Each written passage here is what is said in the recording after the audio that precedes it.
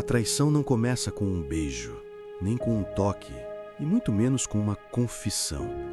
Ela começa no silêncio, no olhar que desvia, no tempo que esfria, nas pequenas atitudes que passam despercebidas, mas que pouco a pouco corroem o que antes parecia sólido.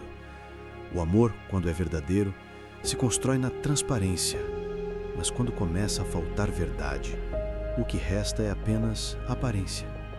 E é exatamente nesse espaço entre o que se mostra e o que se esconde que nasce a dúvida, a semente da traição. Antes de continuarmos o assunto, vou te pedir algo importante. Se você chegou até aqui, significa que você está comprometido com a sua evolução pessoal. Eu tenho uma série de vídeos sobre o assunto no canal. Então, já deixa o seu like, se inscreve no canal e ativa o sininho, porque o que vem a seguir pode mudar a forma como você entende o amor. O primeiro sinal de uma traição não está no corpo, mas na atenção. Quando alguém começa a se desligar da relação, você sente. O olhar que antes te buscava agora te evita. As conversas que antes fluíam agora se tornam curtas, sem emoção. O interesse diminui e você percebe que há algo ali que mudou, mesmo que não saiba exatamente o que. Esse é o primeiro sinal, a ausência disfarçada de presença. O corpo está, mas a alma parece ter ido embora. E o mais perigoso é quando você tenta se convencer de que é apenas uma fase, quando na verdade é o início do distanciamento real. O segundo sinal é o excesso repentino de cuidado com a aparência. Quando alguém que nunca se preocupou tanto começa a mudar o estilo, investir em roupas, perfumes e atitudes novas, algo está se transformando. Claro, é normal querer se sentir bem, mas há uma diferença entre querer agradar a si mesmo e querer impressionar alguém novo. O traidor tenta disfarçar a culpa com vaidade, e muitas vezes é o reflexo disso que revela o que está sendo escondido. O terceiro sinal é a defesa constante. Quando o outro começa a reagir de forma agressiva a perguntas simples, é porque tem medo do que pode ser descoberto. O que era diálogo vira confronto, e o que antes era abertura vira muro.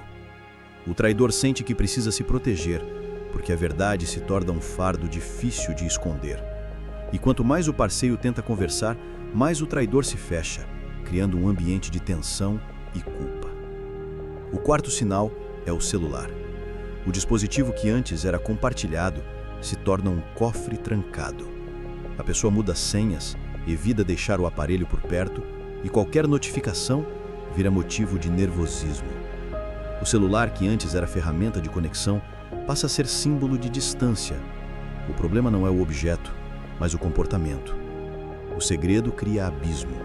Quando há algo para esconder, até o silêncio de uma mensagem não lida fala muito. O quinto sinal é o desaparecimento emocional. O traidor começa a se ausentar não apenas fisicamente, mas afetivamente. O toque se torna escasso, as palavras perdem o calor, o carinho vira rotina fria. É como se o amor tivesse sido colocado no modo automático. A pessoa está ali, mas parece estar cumprindo um papel. É nesse ponto que a relação perde a alma, porque a traição não é apenas o ato físico, é o abandono emocional que o antecede. O sexto sinal é a mudança de rotina. Horários estranhos, justificativas vagas, imprevistos frequentes. Quando o padrão muda sem motivo claro, algo está sendo reorganizado nos bastidores. O traidor precisa de tempo e espaço para manter duas realidades, e isso exige um teatro constante. Só que nenhum ator aguenta viver para sempre um papel que não é seu. Uma hora, a máscara cai. O sétimo sinal é a distância no olhar. Há olhares que dizem tudo. Quando alguém te ama, o olhar te acolhe, te procura, te reconhece. Mas quando há traição, o olhar foge, desvia, não se sustenta. É o olhar de quem sente culpa e de quem tenta esconder o que o coração já não consegue mais negar. A traição é pesada, e mesmo quando o corpo tenta disfarçar, os olhos entregam a alma. O oitavo sinal é o desinteresse nas conversas sobre o futuro. O traidor evita planos, se esquiva de compromissos e transforma o amanhã em um terreno nebuloso. Ele não quer se comprometer com promessas que sabe que não vai cumprir. É um modo inconsciente de preparar a fuga. A falta de planejamento é a confissão silenciosa de que o coração já está em outro lugar. O nono sinal é o excesso de justificativas. Quando alguém começa a se explicar demais, a detalhar o que não precisa ser explicado, é porque há uma tentativa de controlar a narrativa. A verdade não precisa de defesa, mas a mentira precisa ser sustentada o tempo todo. O traidor se desgasta tentando parecer convincente, mas o excesso de detalhes acaba se tornando justamente o que o denuncia. O 10º sinal é o distanciamento da culpa. Com o tempo, o traidor começa a se convencer de que tem razões para o que fez. Ele se vitimiza, tenta justificar o erro apontando os defeitos do outro, cria uma narrativa onde ele é a vítima das circunstâncias. Esse é o sinal mais perigoso, porque mostra que o remorso foi substituído pela racionalização. Quando a consciência se cala, o amor já foi traído há muito tempo. E se você percebeu algum desses sinais, saiba que o silêncio não vai resolver. Fingir que não vê é o mesmo que aceitar viver na mentira. O primeiro passo não é acusar, mas encarar a verdade. Porque só quem encara o que dói tem a chance de transformar o que vive. A traição não é apenas um ato de deslealdade, é um reflexo da falta de domínio interior. E é sobre isso que quero que você pense agora. Marco Aurélio dizia que ninguém faz o mal deliberadamente, mas por ignorância do bem. O que ele queria dizer é que quem trai não entende a si mesmo. Trai porque se perdeu do próprio sentido, porque busca fora o que nunca cultivou dentro. Mas antes de entrarmos nisso, quero que você faça algo. Se esse vídeo te fez refletir até aqui, curta, comente autodomínio e se inscreva. O que vem a seguir vai te ajudar a entender por que as pessoas traem e como essa dor pode se transformar em consciência. Porque a traição, embora destrua, também revela. Ela mostra o que estava escondido, o que estava adormecido e o que nunca foi tão forte quanto parecia. Quando alguém trai, não está apenas negando o outro, está negando a si mesmo. Está buscando preencher o vazio com uma ilusão de poder ou novidade. Mas toda ilusão cobra um preço. Muitos acreditam que a traição nasce do desejo, mas na verdade ela nasce da fraqueza, do medo de encarar o próprio vazio, do medo de amadurecer dentro da relação. Marco Aurélio ensinava que não é o que acontece com você que te fere, mas o julgamento que você faz do que acontece. E a traição, quando compreendida com sabedoria, pode deixar de ser uma ferida e se tornar um espelho. Ela revela o quanto ainda precisamos nos conhecer. Mostra que o amor verdadeiro exige autodomínio, exige consciência e exige maturidade emocional. Porque quem não domina os seus impulsos acaba sendo escravo deles. E um escravo não é capaz de amar em liberdade. Muitos traem por curiosidade, outros por vaidade, alguns por carência, mas todos têm algo em comum: a falta de entendimento do próprio valor. Quem sabe quem é, não precisa se esconder. Quem entende o que sente, não precisa mentir. Quem conhece o próprio coração, não precisa buscar fora o que deveria cultivar dentro. E é aqui que começa a virada de consciência. A virada de consciência começa quando você deixa de tentar entender o outro e começa a olhar para dentro de si. Porque a dor da traição, embora nasça fora, cresce dentro de você. E o que faz essa dor permanecer não é o ato em si, mas o significado que você dá a ele. Muitos perguntam: por que ele me traiu? O que eu fiz de errado? Será que eu não fui suficiente? Essas perguntas são humanas, mas o caminho da sabedoria não está em buscar respostas no outro, e sim na própria mente. A verdade é que ninguém trai por acaso. A traição é uma escolha, às vezes impulsiva, às vezes fria, mas sempre uma escolha. E por trás dessa escolha há uma mente confusa, uma alma em conflito e um coração dominado por desejos que não entende. Marco Aurélio dizia que a alma se tinge com a cor dos seus pensamentos. E quando alguém alimenta pensamentos de insatisfação, vaidade ou fuga, cedo ou tarde, essas cores se manifestam nas ações. Quem trai acredita, mesmo que inconscientemente, que encontrará fora o que falta dentro. A traição é uma busca distorcida por validação. É a tentativa de sentir-se desejado quando já não se sente amado. É a vontade de ser visto quando o espelho interno está embaçado. E o mais trágico é que essa busca nunca satisfaz, porque o vazio interior não se preenche com novos corpos, se preenche com autoconhecimento. As pessoas traem por muitos motivos, mas todos eles têm uma raiz comum: o desequilíbrio entre razão e emoção. O homem que trai é o mesmo que se deixa dominar pelos impulsos. A mulher que trai é a que se perde nas emoções sem direção. E ambos se afastam do princípio que sustenta qualquer relação verdadeira: o domínio de si mesmo. Marco Aurélio ensinava que a maior vitória é sobre si próprio. E quem vence essa batalha interna jamais sente necessidade de ferir quem ama. A traição, vista por um olhar estoico, não é apenas um erro moral, é um fracasso espiritual. É o reflexo de uma mente sem disciplina que busca prazer imediato em vez de propósito duradouro. O traidor é prisioneiro do instante. Vive para sentir algo novo, sem perceber que está sempre fugindo de si. Ele acredita estar conquistando liberdade, mas está apenas trocando um tipo de prisão por outro. Mas e quem é traído? O que fazer quando a confiança é quebrada e o coração se despedaça? A resposta estoica não é simples, mas é libertadora. Marco Aurélio dizia que o que te perturba não é o que acontece, mas o modo como você reage ao que acontece. Isso não significa aceitar a traição como algo normal, mas aprender a não ser destruído por ela. Você não controla as ações do outro, mas controla o que vai fazer com a dor que recebeu. A primeira reação à traição é o choque. É o corpo que treme, o peito que aperta, o pensamento que não para. É o ego gritando como ele pôde, como ela teve coragem. Mas quando a poeira baixa, vem o vazio. E nesse vazio mora uma oportunidade rara: o reencontro com a verdade. Porque quando o outro te trai, o espelho se quebra e você enxerga quem realmente é, sem ilusões, sem máscaras.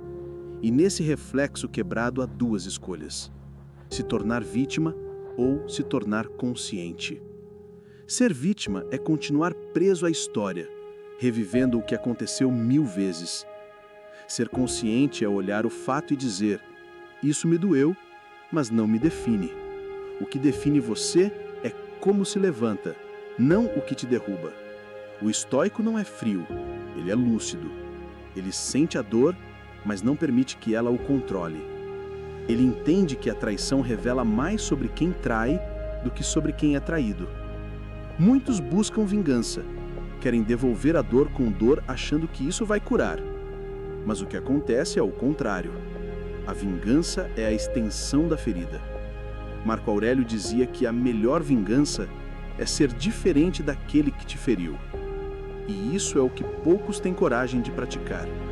Ser diferente é não reproduzir o mesmo padrão de descontrole. É manter a dignidade quando o outro escolhe o caos. Ser traído é uma das experiências mais humilhantes da vida, mas também é uma das mais reveladoras. Porque é nela que você descobre se seu amor era dependência ou consciência. A dor mostra o quanto você estava preso ao outro e o quanto havia esquecido de si. E é nesse ponto que o sofrimento se transforma em sabedoria. Quando você entende que o que o outro faz é reflexo do que ele é, não do que você vale, algo dentro de você muda. O amor saudável nasce quando você se liberta da necessidade de controle. Quando entende que fidelidade não se exige, se inspira. Que respeito não se cobra, se cultiva. Que amor não é contrato, é escolha diária. E essa escolha só é possível quando há clareza interior. Marco Aurélio acreditava que todas as relações humanas deveriam ser guiadas pela virtude. E a virtude, para ele, era o equilíbrio entre razão e emoção, entre o que se sente e o que se faz. O estoico não reprime o amor, mas o orienta. Ele ama com consciência. Entende que o outro não é propriedade, mas parceria. E quem ama assim, não trai, porque sabe que trair o outro é trair a si mesmo. Quando alguém te trai, não destrói apenas a confiança, destrói a própria essência, porque mentir para quem te ama é negar a própria natureza racional, é agir como escravo dos instintos. E a filosofia estoica ensina exatamente o contrário, que a liberdade começa no domínio de si. Então, se você foi traído, não permita que a dor te transforme em alguém amargo. Use-a como lição. Cada lágrima é um lembrete de que você é capaz de sentir, e quem sente pode evoluir. A traição pode te ferir, mas também pode te fortalecer. Tudo depende do que você decide fazer com o que aconteceu. O perdão estoico não é esquecimento, é compreensão. É olhar para o outro e entender que ele agiu por ignorância, por fraqueza, por confusão interna. Perdoar não é aceitar o erro, é se libertar do peso dele. É deixar o passado onde ele pertence e seguir leve. E se você foi quem traiu, há um caminho de volta, mas ele exige coragem. Coragem para encarar a si mesmo, para admitir o erro e para reconstruir o que foi quebrado, mesmo que nunca volte a ser igual. A culpa é o primeiro passo da consciência, e a consciência é o início da transformação. A traição pode ser o fim de um amor, mas também pode ser o início de um novo entendimento. Porque às vezes é preciso perder alguém para se encontrar. É preciso ver o que o ego destruiu para descobrir o que a alma precisa curar. Marco Aurélio lembrava que a alma se fortalece enfrentando o que teme. E talvez seja isso que a traição mais ofereça: a chance de enfrentar a verdade nua e crua sobre si mesmo. Nenhuma relação sobrevive apenas de desejo. O desejo é o fogo que acende, mas é a disciplina emocional que mantém. Amar é mais do que sentir, é escolher permanecer, mesmo que o impulso grite por fuga. O traidor escolhe o atalho, o estoico escolhe o caminho. E o caminho é longo, mas leva à paz. Se você chegou até aqui, talvez esteja se perguntando: é possível reconstruir a confiança depois da traição? A resposta é sim, mas não da mesma forma. A confiança não renasce igual. Ela renasce mais sábia, mais cautelosa, mais madura. A dor ensina o valor da verdade, e a verdade cura o que a mentira destruiu. Mas para isso, ambos precisam querer. É preciso sinceridade, arrependimento e ação. Não basta pedir desculpas, é preciso mudar o comportamento. Marco Aurélio dizia: pare de discutir sobre como deve ser o homem bom. Seja um. E o mesmo vale para o amor. Não fale sobre o que é fidelidade. Pratique-a. Em toda traição há duas possibilidades: o fim ou o recomeço. E o que define qual delas será a sua não é o que aconteceu, é o que você escolhe fazer com isso. Se escolher crescer, a dor se transforma em sabedoria. Se escolher se vingar, a ferida se aprofunda. A filosofia estoica não te pede para ser indiferente, mas para ser consciente. Ela te ensina a transformar o caos em ordem, o desespero em aprendizado e a dor em força.